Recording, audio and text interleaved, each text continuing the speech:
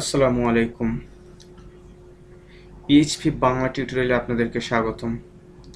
আজ আমি আপনাদের সাথে কথা বলবো হচ্ছে পিএইচপির বেসিক নিয়ে, যে আমরা সবসময় পিএইচপি নিয়ে কাজ করি, যে আমরা সবসময় আমাদের মনে বসে থাকে যারা নতুন একদম কোশ্চেন থাকে যে যে আসলে পিএইচপিটা কি, কেন পিএইচপি ব্যবহার করা হয়, আর পিএইচপির বৈশিষ্ট্যটাই বা কি, আরও আছে যে পিএইচপি ফাইল জিনিসটাগুলো কি। এই জিনিসগুলো আসলে বেসিক আমরা আজকে ইন্ট্রোডাকশন অফ পিএইচপিতে এই জিনিসগুলো আসলে পিএইচপিটা হচ্ছে একটা, যদি শাব্দিক অর্থ দিক দিয়ে বলি আর যেভাবে বলি, পিএইচপি হচ্ছে হাইপারটেক্সট প্রি প্রসেসর। এটা ওপেন সোর্স স্ক্রিপ্টিং ল্যাঙ্গুয়েজ হিসেবে ব্যবহার করা হয়।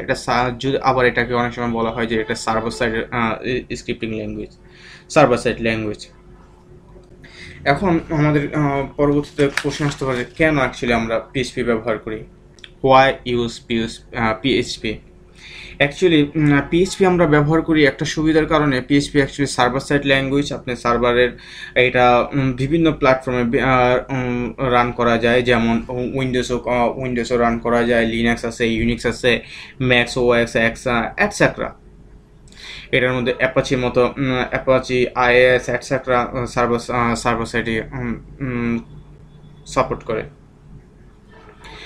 Actually PHP support wide range database. মানে বিশাল যে ডাটাবেসে প্রায় সবগুলো পিএইচপি সাপোর্ট করে অ্যাকচুয়ালি।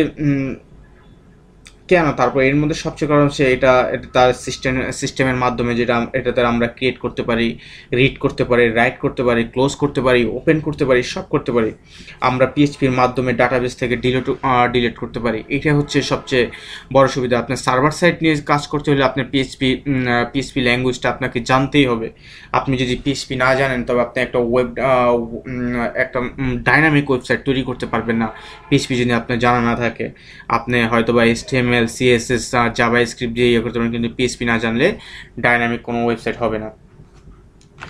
অ্যাকচুয়ালি পিএইচপি আর সবচেয়ে আরেকটা বড় সুবিধা হচ্ছে, আপনি পিএইচপি যদি ব্যবহার করেন আপনি ইউজারকে রেস্ট্রিক্টেড করতে পারেন। ইউজারকে রেস্ট্রিক্টেড মানে হচ্ছে আপনি ইউজারকে তো আর আপনার সব পেজে আপনি অ্যাক্সেস দিবেন না। এই পিএইচপি ব্যবহার করে ইউজারের রেস্ট্রিকশন আটকে দেওয়া যায়, যে ইউজার কোন কোন পেজ যাবে আর কোন পেজে যাবে না, এমন কিছু পিএইচপির মাধ্যমে করা যায়।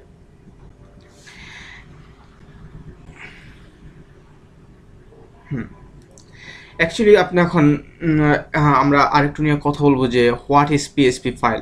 যদিও আমার এখানে আমি ব্যবহার করি না যে পিএইচপি ফাইলটা কি। অ্যাকচুয়ালি কি পিএইচপি ফাইলটার মধ্যে যদি এটার মধ্যে যে কন্টেন্টগুলো থাকতে পারে, যে হচ্ছে টেক্সট থাকতে পারে, HTML, CSS, জাভাস্ক্রিপ্ট এবং পিএইচপি কোড, এগুলোই হচ্ছে অ্যাকচুয়ালি পিএইচপি ফাইল। পিএইচপি ফাইলের মধ্যে আপনার সাধারণত খালি যে পিএইচপি থাকবে এমন কোনো কিছু না, যে এটার মধ্যে টেক্সট থাকতে পারে, HTML-ও থাকতে পারে, CSS, JavaScript and PHP code. Actually PHP code executed হয় হচ্ছে সার্ভারের মাধ্যমে, এবং এর রেজাল্টটা যে রিটার্ন করা হচ্ছে ব্রাউজারে অ্যান্ড প্লেন HTML এর মাধ্যমে। পিএইচপির যে এক্সটেনশনগুলো আছে, পিএইচপির এক্সটেনশন হচ্ছে ডট পিএইচপি। আমরা যখন ভেরিয়েবল নিয়ে, সিনটেক্স নিয়ে যখন কথা বলবো, তখন সম্পূর্ণ ডিটেলসভাবে আলোচনা করব। আশা করি আপনারা আমাদের সাথে থাকবেন আর আমাদের চ্যানেলকে সাবস্ক্রাইব করবেন। আগামীতে আরও ভালো টিউটোরিয়াল, আরও ভালো পিএইচপি নিয়ে ভালো যে প্রজেক্টগুলো ডাটাবেস নিয়ে কাজ করব, ডাটাবেজে সম্পূর্ণ আপনাদেরকে একটা প্রজেক্ট দেখানোর ইচ্ছা আছে।